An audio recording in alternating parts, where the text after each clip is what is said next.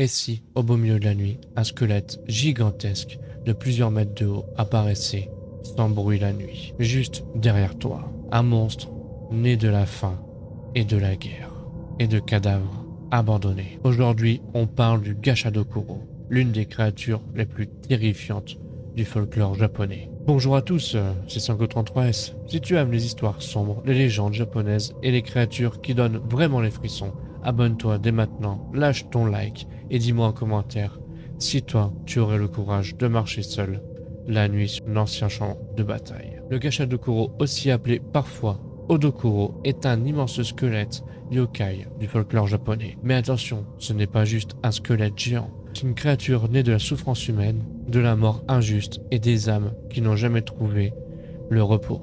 Selon la légende, le Gashadokuro apparaît dans les lieux marqués par la tragédie. Des champs de bataille, des zones de famine, des endroits où des dizaines, parfois des centaines de personnes sont mortes, sans sépulture, sans prêtre, sans respect. Quand les corps sont laissés à l'abandon, oubliés par les vivants, leur rancune, leur douleur, leur désespoir finissent par se mêler.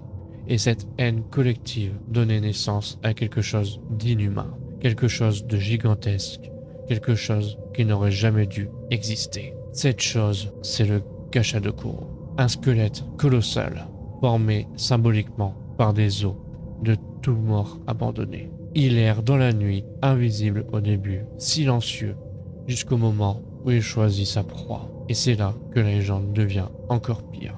Car le Gashadokuro ne prévient pas, il ne grogne pas, il ne rugit pas comme une bête, il surgit presque sans bruit, et il attrape les voyageurs isolés dans l'obscurité. On raconte qu'il chasse surtout la nuit, les routes désertes, les campagnes, les ruines, les lieux où personne ne veut passer après le coucher du soleil. Voilà son territoire.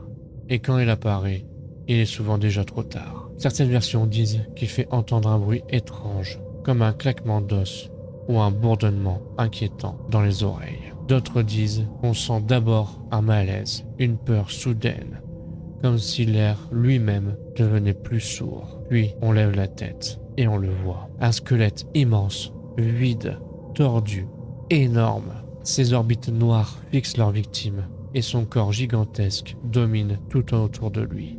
Il incarne littéralement la mort, mais une mort née de l'abandon et de l'injustice. Le Gashadokuro attrape ensuite ses proies pour les écraser, les dévorer ou leur arracher la tête, selon les versions du mythe. Le plus terrifiant, c'est qu'il représenterait la vengeance de ceux qu'on a laissés mourir en dignité. Ce n'est donc pas seulement un monstre, c'est une punition. Dans certaines histoires, il serait presque impossible à tuer.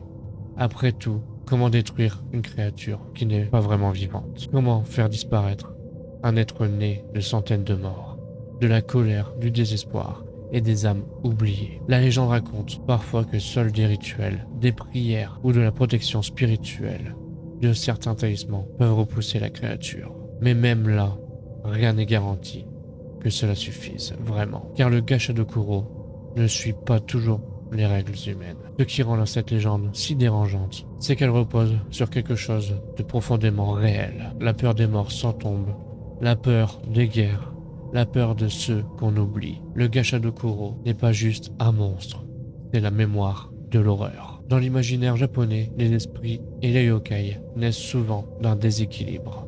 Une colère, une injustice, un décès violent, un abandon. Et le Gashadokuro pousse cette idée à l'extrême. Il n'est pas d'une seule victime, il naît d'une multitude. Imagine un ancien champ de bataille, des soldats morts de faim, des blessés abandonnés, des cadavres que personne n'est venu enterrer. Le temps passe, les corps disparaissent, mais la souffrance, elle, reste. Et quand cette souffrance devient trop grande, elle prend forme, pas sous l'apparence d'un fantôme humain, celle d'un démon classique, mais sous la forme d'un squelette gigantesque, comme si toutes les morts s'étaient relevées ensemble pour réclamer justice.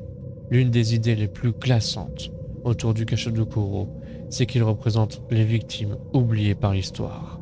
Tous ceux qui sont morts sans nom, sans cérémonie, sans qu'on raconte leurs histoires. Le monstre devient alors un cri silencieux. Certaines illustrations modernes le montrent immense, presque plus grand qu'une maison, en train de se pencher sur les voyageurs terrifiés. Et c'est exactement ce qui fait sa force dans la culture populaire. Il est simple dans son apparence, mais terrifiant lorsqu'il symbolise. Car un squelette, normalement, c'est immobile. C'est la fin. C'est ce qui reste après la vie. Mais le Gacha de Kuro transforme cela en cauchemar. Les os ne sont plus inoffensifs. Ils marchent, ils traquent, ils se vengent. Il existe aussi des récits où les victimes entendent un son avant l'attaque, comme si quelque chose grinçait dans l'obscurité. Mais quand elles regardent autour d'elles, elles ne voient rien, parce que parfois, dit-on, le Gashagodokuro apparaît complètement au dernier moment. Et ce détail est horrible, parce qu'il signifie une chose. Tu peux déjà être observé, bien avant de comprendre que tu es en danger. Le mythe du Gashagodokuro est surtout imposé dans l'imaginaire collectif, comme une figure monstrueuse du folklore japonais. Même s'il n'est pas toujours le yokai le plus ancien ou le plus souvent nommé, il est devenu l'un des plus marquants visuellement.